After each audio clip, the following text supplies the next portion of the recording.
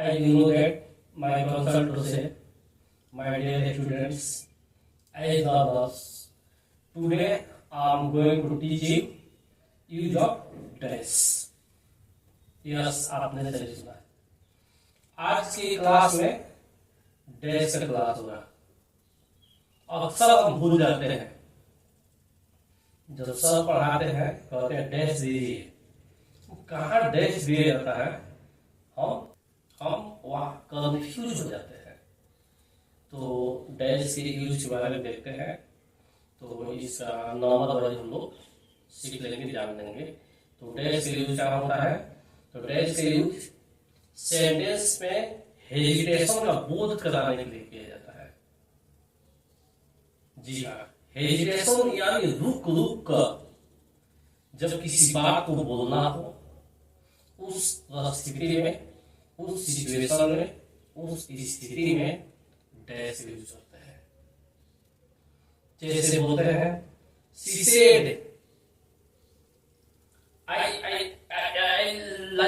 like you, मतलब हिस्सेशन होकर इस लोग बोलते हैं।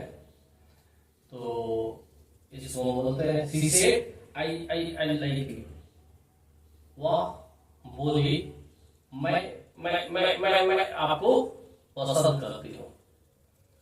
तो हिस्सेशन में इसके यूज हो गया। नेक्स्ट देखते हैं इसके एग्जाम्पल को। He said, वह कहा, उसने कहा I don't know her, उसने कहा मैं उसको नहीं जानता हूँ। इस तरह से जहां हेजिटेशन का बोध हो, उस स्थिति में हम लोग लाइक का, उस स्थिति में हम लोग डैश यूज करते हैं।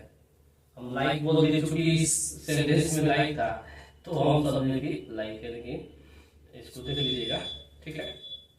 नेक्स्ट कह रहा है दो संख्याओं के बीच डैश यूज किया जाता है। जब दो नंबर हो, दो संख्याएं हो, उनके बीच डैश यूज किया जाता है।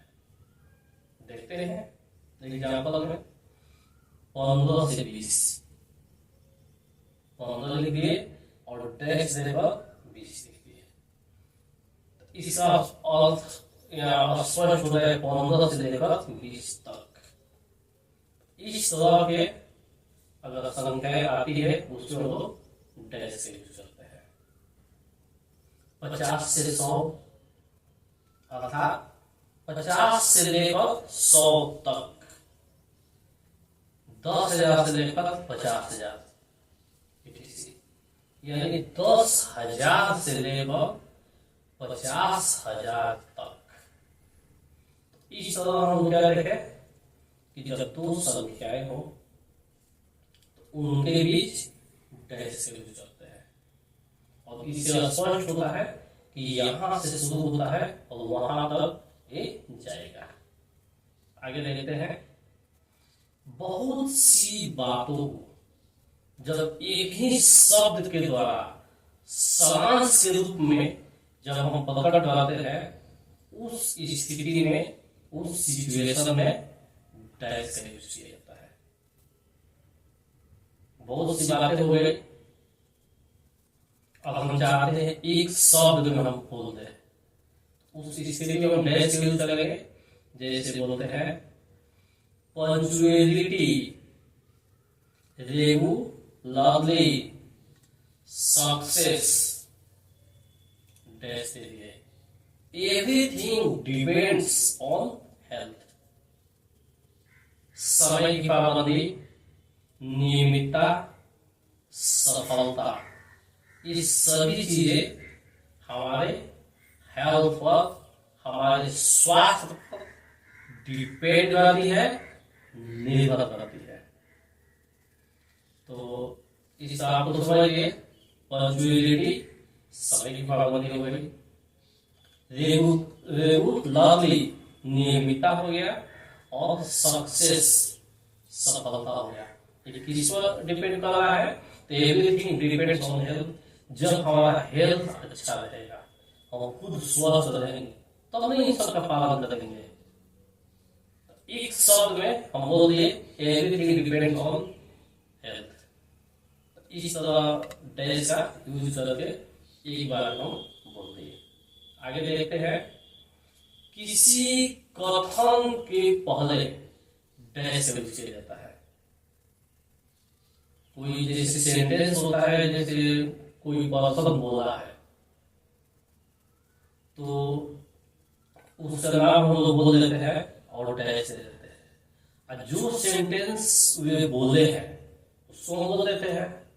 जैसे एग्जाम्पल में समझ सकते हैं, सुभाष चंद्र बोस सेड। सुभाष चंद्र बोस सेड, सुभाष चंद्र बोस बोले थे, you give me blood, you give me blood, I give you freedom. तुम मुझे खून दो, मैं तुझे आजादी दूंगा। ये कौन बोले थे? सुभाष चंद्र बोस। तो हम याद रखें कि किसी कथन के पहले डैश यूज किया जाता है। एक कथन है, you give me blood, I give you freedom, इसके पहले डैश लगा दिएगा और जो पर्सन इसको बोले हैं उसके नाम को हम लोग लिख दिए। तो Subhash Chandra Bose said, you give me blood, I give you freedom. इस तरह से आज के एक छोटे से वीडियो में हम लोग डैश यूज के बारे में पढ़े। इसको देखते रहिए, पढ़ते रहिए, अपने फ्रेंड्स में शेयर कीजिए ताकि उनका भी एजुकेशनल हेल्थ इजीली वे से हो सके। क्योंकि जो एजुकेशन है इसका प्रचार प्रसार बहुत जरूरी है, इसलिए हम बोलते हैं शेयर करने के लिए। आप अगर एजुकेटेड हो गए, किसी दूसरे के पास अगर देते हैं, तब शिक्षा का धीरे धीरे प्रकाश हर जगह फैलेगा। इसके साथ ही मिलते हैं एक न्यू डे में एक नए क्लास के साथ।